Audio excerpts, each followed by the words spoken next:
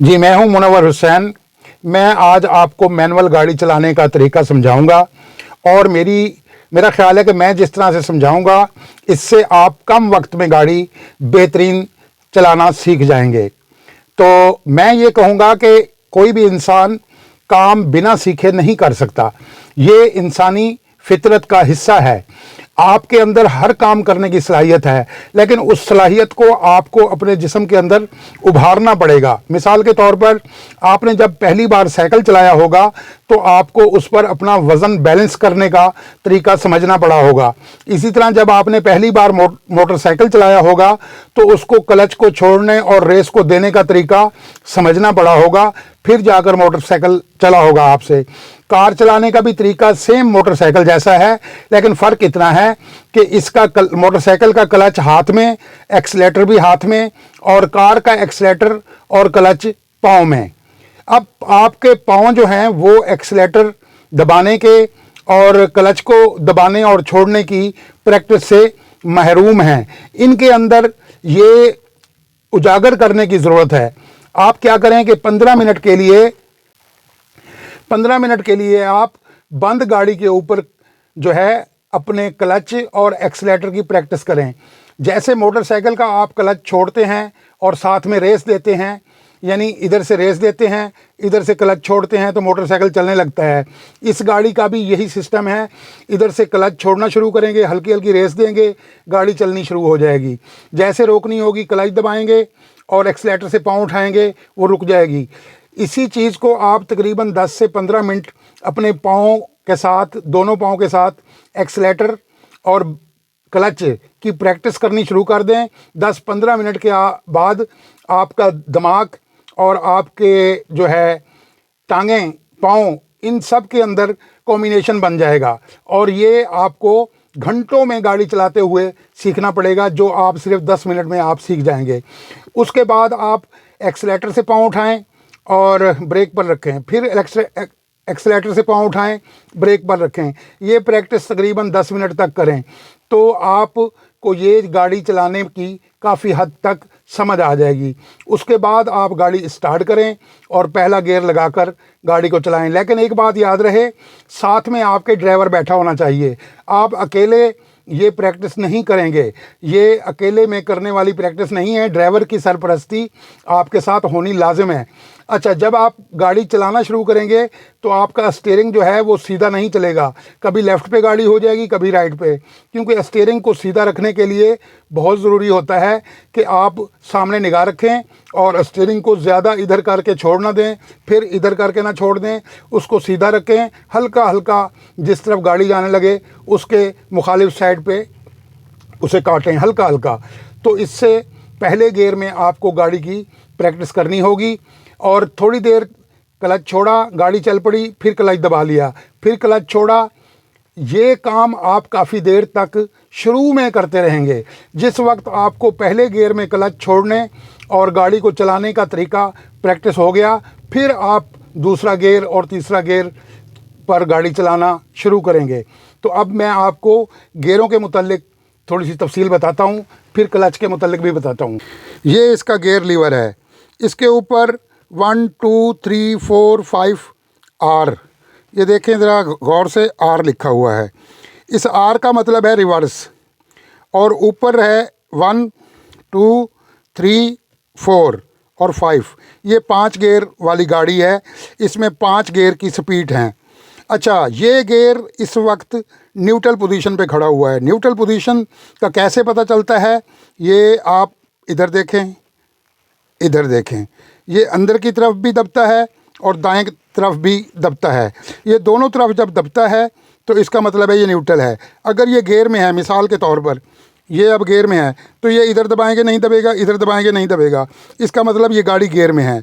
आपने चेक करना है सबसे पहले, स्टार्ट करने से पहले, कि मेरी गाड़ी न्यूट्रल है या नहीं।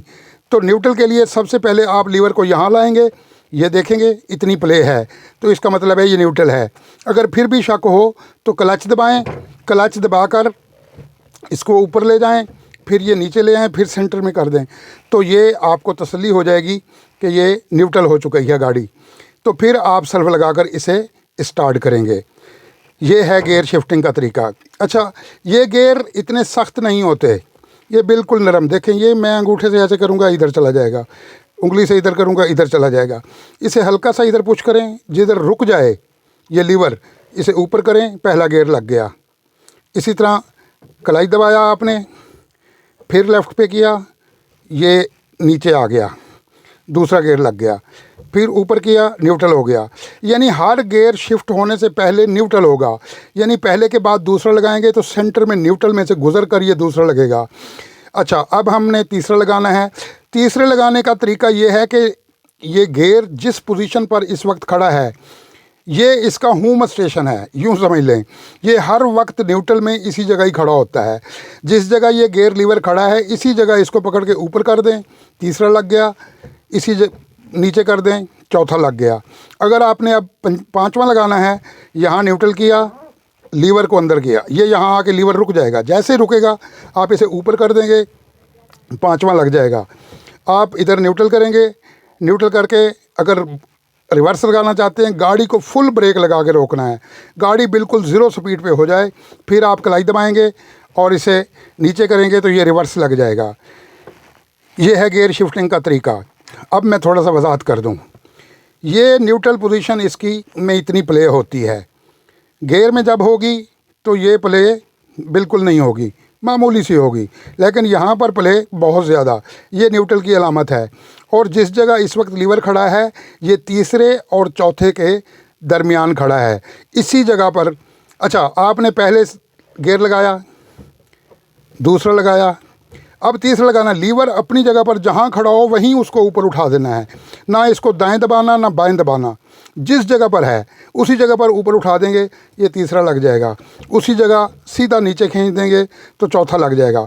पांचवें के लिए आपको अंदर दबाकर फिर ऊपर करना पड़ेगा, तो तब पांचवा लगेगा। ये है इसकी सही पोजीशन। तो आपको मेरा ख्याल है ये बात गियर शिफ्टिंग के बारे में पूरी समझ में आ गई होगी। अब मैं आपको बताता हूँ, कुछ नए ड्राइवर हजरात क्या करते हैं, ये चाबी स्विच है, चाबी स्विच को आप जब यूँ करेंगे तो स्विच लग जाएगा। जैसे ही इसे थोड़ा सा घुमाएंगे तो ये गाड़ी स्टार्ट हो जाएगी। जैसे ही गाड़ी स्टार्ट हो, आपने स्विच को छोड़ देना है। ते हैं क्लच की तरफ, ये तीनों हिस्से हैं, ये क्लच है। ऐसे आप दबाएंगे, हल्का हल्का हल्का हल्का छोड़ेंगे, फिर दबाएंगे, फिर हल्का हल्का छोड़ेंगे। इधर एक्सीलेटर है।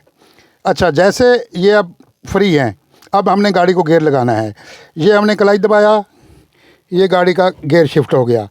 अब हमने गाड़ी को चलाना है, तो हल्का सा इधर एक्सीलेटर पे पाँव देंगे, हल्का सा एक्सीलेटर पे पाँव देंगे और हल्का हल्का क्लच छोड़ेंगे, तो गाड़ी इतने में चल पड़ेगी। रेस ज़्यादा नहीं देनी, क्लच भी ज़्यादा जल्दी नहीं छोड़ना, दोनों काम स्लो स्लो करेंगे। अच्छा, तो ये गाड़ी चल पड़ेगी।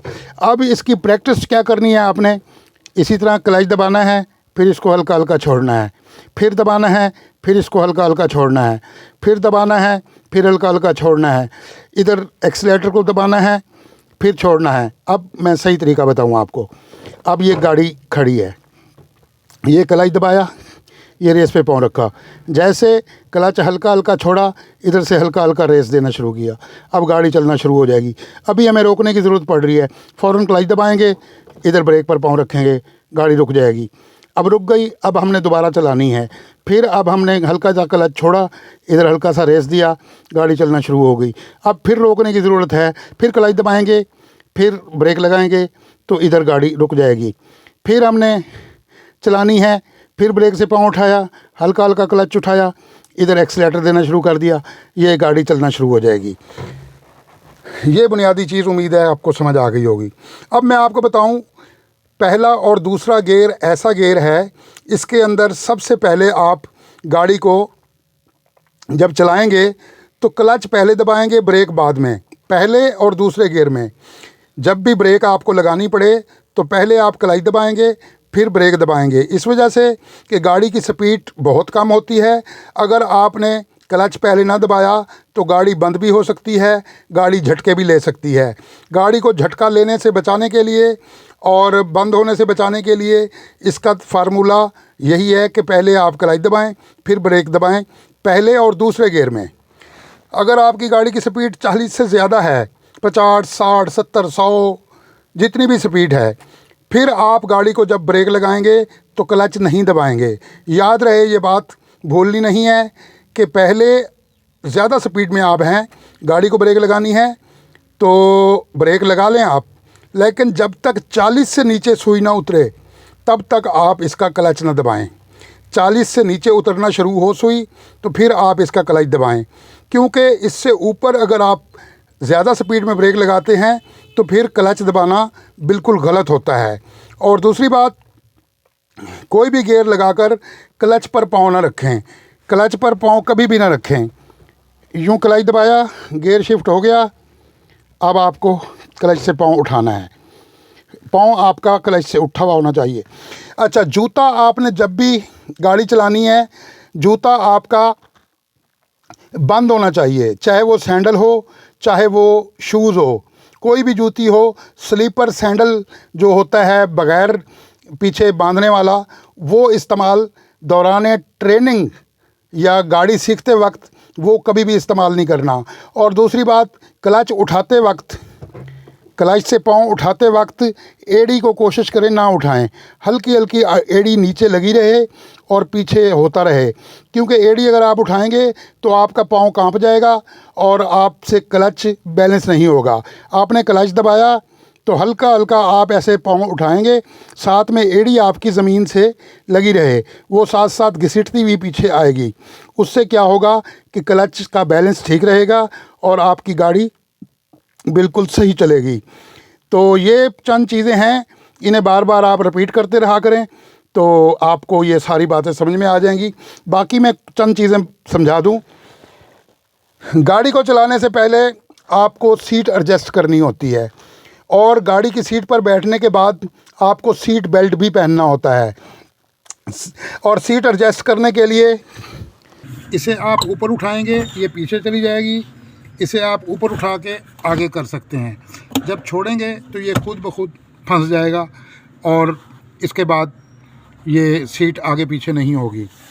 इसको जैसे आप उठाएंगे तो आपकी टेक आगे और पीछे हो जाएगी, तो जहाँ जी चाहे आप एडजस्ट करें।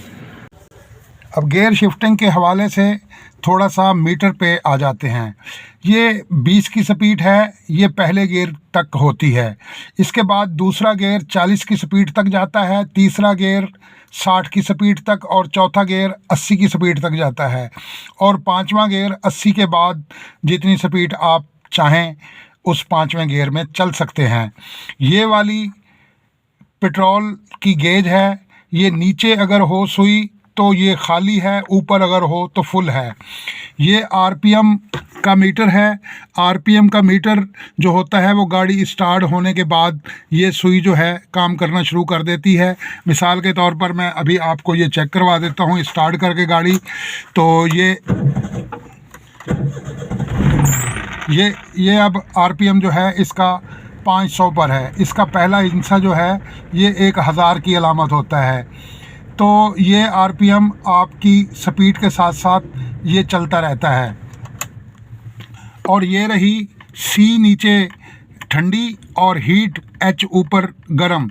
वो सुर्ख लाइन जो है वहाँ तक कभी भी ये टेम्परेचर गेज नहीं जानी चाहिए, क्योंकि जब वहाँ तक चली जाए तो गाड़ी का इंजन सीज होने का ख़तरा होता है। तो ये नॉर्मल सेंटर में रहती है या सेंटर से मामूली नीचे रहती है, तो वहाँ पर इसे हमेशा रखना चाहिए। और गाड़ी चलाते वक्त आपकी नज़र पैनल मीटर पर चलती रहनी चाहिए। पैनल मीटर पर नज़र रखने से अगर सुर्ख लाइट कहीं जल जाए, कोई सुर्ख लाइट मसलन ये ऑयल की या वो बैटरी की, ये दोनों लाइटों में से ये वाली ऑयल की है और ये वाली बैटरी की। बैटरी वाली लाइट जलने का मतलब होता है आपका जनरेटर काम करना छोड़ गया है, आपका जनरेटर का फ़ैन बेल्ट टूट गया है या वो मैकेनिकल तौर पे अंदर से कोई ख़राब हो गया है। और ये लाइट उस वक्त जलती है जब आपकी गाड़ी का मोबिलाइल कम हो या निकल जाए, तो इस सूरत में ये लाइट जलती है। दूसरी आ जाती है हैंड ब्रेक की लाइट। तो हैंड ब्रेक की लाइट अगर जल पड़े तो उसका मतलब होता है कि अपना हैंड ब्रेक का ब्रेक ऑयल कम है। ब्रेक ऑयल कम की सूरत में भी हैंड ब्रेक की लाइट जलती है, और ब्रेक ऑयल निकल जाए चलती गाड़ी का तो तब भी हैंड ब्रेक की लाइट जलती है। तो अगर चलती गाड़ी में हैंड ब्रेक की लाइट जल जाए तो आपको चाहिए कि आप गाड़ी रोकें और रोक कर ब्रेक ऑयल चेक करें, और हो सकता है कि आपकी गाड़ी का कोई पैप जो ब्रेक ऑयल वाला होता है, जो व्हीलों की तरफ जाता है, वो कोई लीक हो गया हो या टूट गया हो, उससे अगर गाड़ी का ब्रेक ऑयल निकल गया हो तो ब्रेक फेल हो सकती है। तो चलती गाड़ी पर हैंड ब्रेक वाली लाइट का जलना ब्रेक फेल होने की अलामत होता है, या फिर ब्रेक ऑयल इंतहाई कम हो जाने की अलामत होता है। तो ये 3 लाइट होती हैं तकरीबन अक्सर गाड़ियों में जो मेन होती हैं, एक ब्रेक ऑयल कम होने की, और एक ऑयल कम होने की, और एक बैटरी को चार्जिंग ना मिलने की। इनमें से कोई लाइट भी जल जाए तो उसके बाद आपको गाड़ी रोक लेनी चाहिए। ये सी के करीब जो सफ़ेद लकीर है, ये रिज़र्व लकीर होती है। यहाँ तक गेज रहे तो ये गाड़ी ठंडी होती है, इससे ऊपर चली जाए तो नॉर्मल होती है, उससे ऊपर चली जाए तो हीट पकड़ रही है। तो पैनल मीटर पे आपकी नज़र रहनी चाहिए। इसकी वो जो नीचे सफ़ेद लकीर है पेट्रोल वाली, ये पेट्रोल का निशान भी ऊपर दिया गया है। ई पर अगर पहुंचने वाली हो, या कम से कम इस सफ़ेद निशान तक पहुंच जाए, ये जो सफ़ेद निशान है, तो इसका मतलब है इसका पेट्रोल अब एंड होने वाला है, गाड़ी कहीं भी रुक सकती है, आप पेट्रोल इसमें डलवा लें। तो गियर शिफ्टिंग के हवाले से जैसे मैंने आपको बताया, पहला गियर 20 में, दूसरा 40 में, तीसरा 60 पर, चौथा 80 तक, और पांचवा जो है वो आप जहां जी चाहे जितनी जी चाहे स्पीड रखें उसके लिए। गियर शिफ्टिंग के लिए अब आप 100 की स्पीड पर जा रहे हैं, आपने ब्रेक लगाई तो सुई आपकी 80 से नीचे उतर आई तो आपको चौथा गियर लगाना चाहिए, 60 से नीचे उतर आई तो आपको तीसरा गियर लगाना चाहिए, 40 से नीचे उतर आई तो आपको दूसरा गियर लगाना चाहिए। तो ये गियर शिफ्टिंग का सिस्टम भी आपको याद रहना चाहिए। और सबसे अहम बात जो है वो यही है कि पहले और दूसरे गियर में आप गाड़ी को कभी भी फिर ब्रेक लगाएंगे। अगर आपने पहले क्लच ना दबाया और ब्रेक लगा दी तो गाड़ी बंद हो जाएगी। ये बात आपके ज़हन नशीन रहे। खुदा हाफिज़।